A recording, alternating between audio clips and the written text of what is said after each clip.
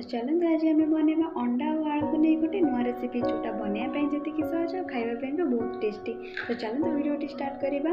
एबे मु कड़ाई रे पानी नहीं पानी गरम है मात्रे मुझे 5टा अंडा काटी रखि आलू को मुझे सिझापी आलू और अंडा सिझी जाइए और आलू को अलग कर अंडा गुड़ार चोपा छड़ी आम अलग करदे। एबे कड़ाई रे तेल नेबा से लंका गुंड और अल्प हल्दी गुंड नेबा तापर सिझा जाइए अंडा को पकाई दी पट लाल है जाए भल भाव भाजीदेवा। एबे देखो आमर अंडा गुंड दी पट लाल होकर भाजी जाइए।